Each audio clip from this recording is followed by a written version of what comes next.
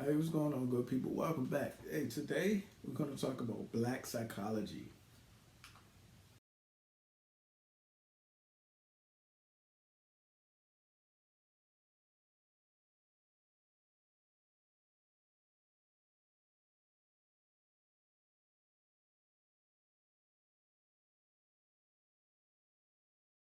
Hey, what's going on, good people? This your boy James Harris, founder of Mental Health, which is a movement to get men back focused on overall wellness, their mental health as well as their physical health.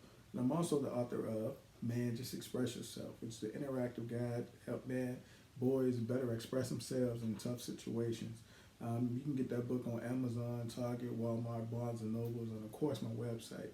Definitely appreciate everybody who has gotten this book from my fellow therapists and clinicians who got this book in the lobbies or use it as a tool, as an icebreaker, especially um, salute to those parents who got this book for their teenage sons. I'm loving the feedback that you guys are giving.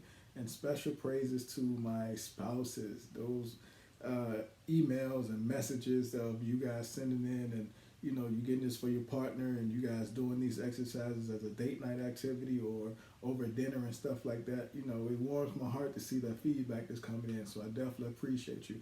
Make sure you guys get your copy.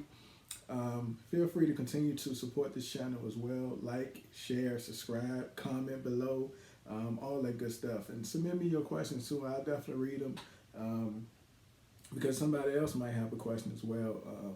And I'd much rather answer more broadly, although I answer tons now in my inbox or email and stuff like that. So either way, continue to support them, continue to submit them, and I'll continue to read them. I definitely appreciate you guys for your support. With that being said, we do have a question today.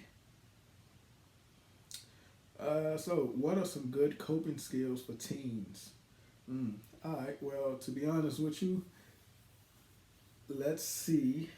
I guess this is a broad topic. Normally, people want coping skills and or ask for coping skills in a specific area, whether that's anxiety or stress and stuff like that. So I just answer it broadly.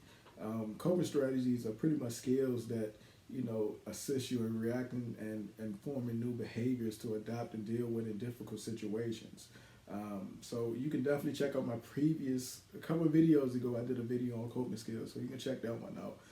But in the meantime, coping skills, you definitely can talk to somebody you trust. Set healthy boundaries. Don't be afraid to say no. That's a coping skill. You can write. Talk to somebody you care about. You can draw. You can paint. You can do photography. There's different stuff like that. You pretty much want to distract yourself from an issue that's taking place. So again, it's an in-depth video if you want the breakdown of what coping skills actually are. But as a answer to your question, a broad answer, you can do those things. Moving forward though, black psychology. A lot of people don't even know it's a thing, but it actually is.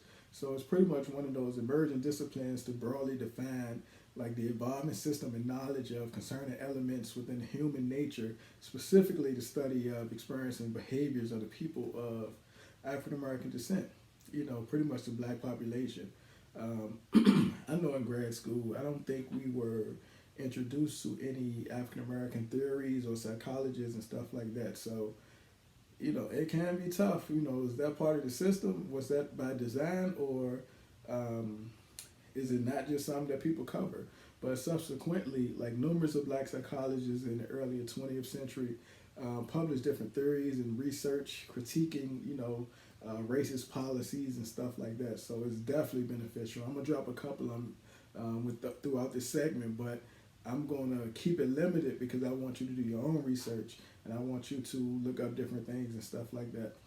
Black psychology racially and culturally models emphasize cultural strengths and limitations in the context of social and environmental factors. So they deal with everything from oppression to liberation, and it focuses on the studying of, again, African American people or people who are descendants of Africans and stuff like that.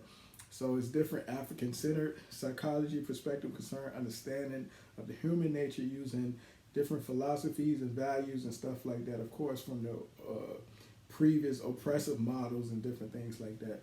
Models of positive black identity, black family, education, Those are a few examples of Black-centered psychology and the perspectives.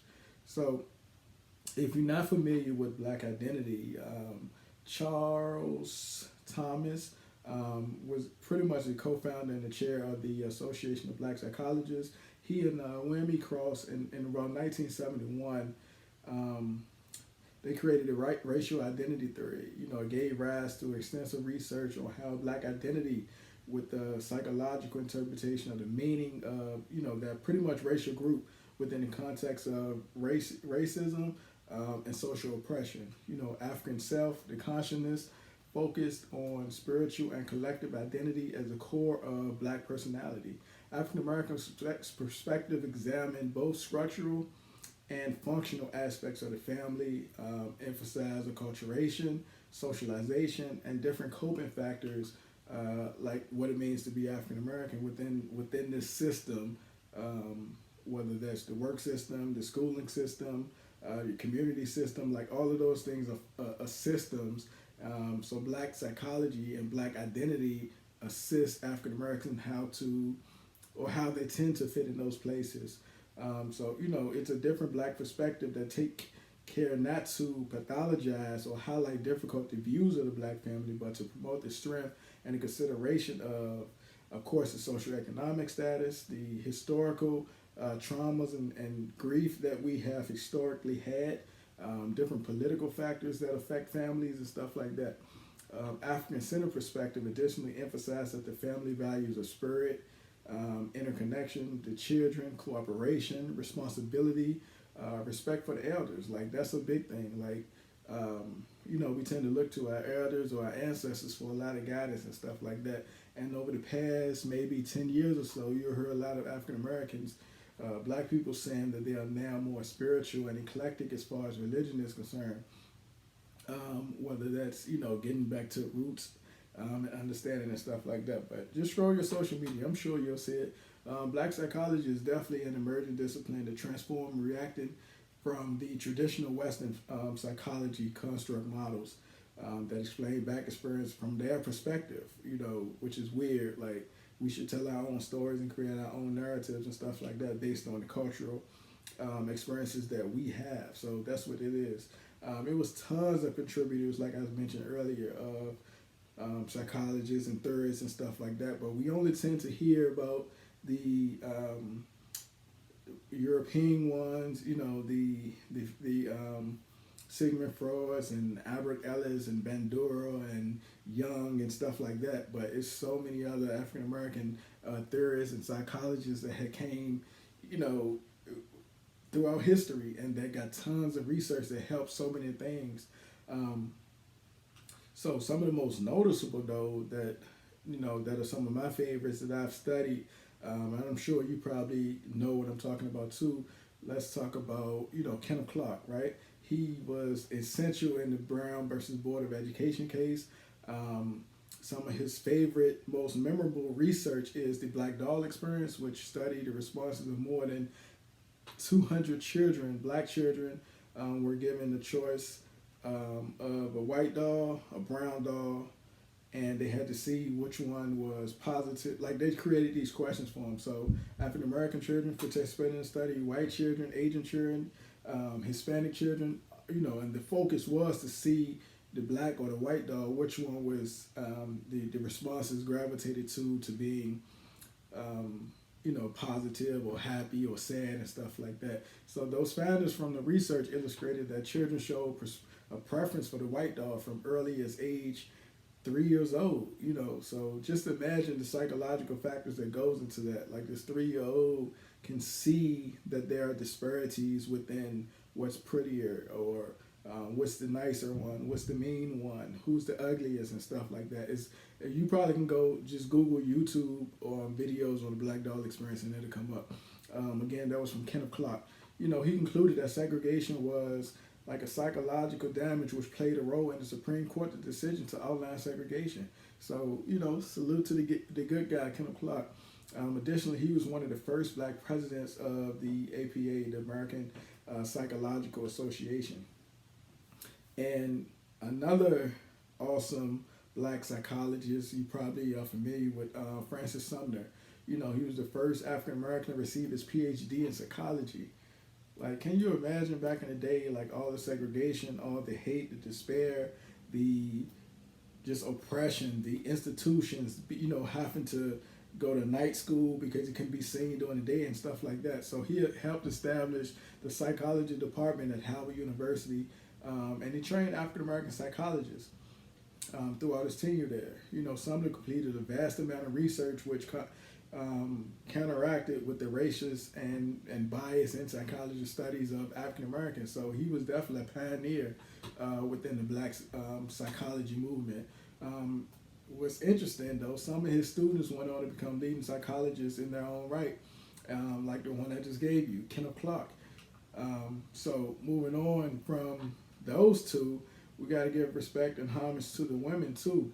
I don't know if you guys are familiar with Mammy Phillip Clark, but yes, she's the wife of Kenneth Clark and the student of Francis Sumner.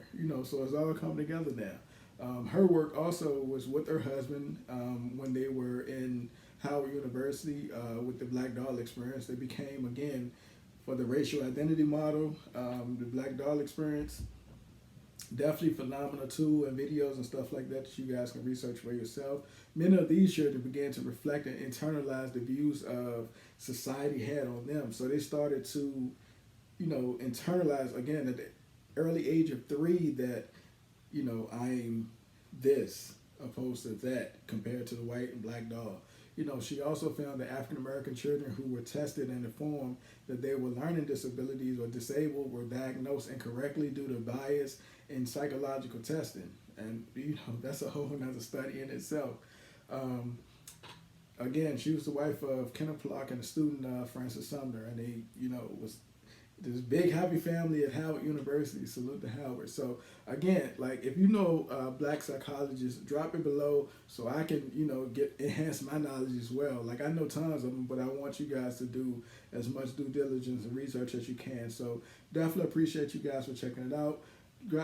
Like, share, subscribe. Catch you next week. Appreciate you.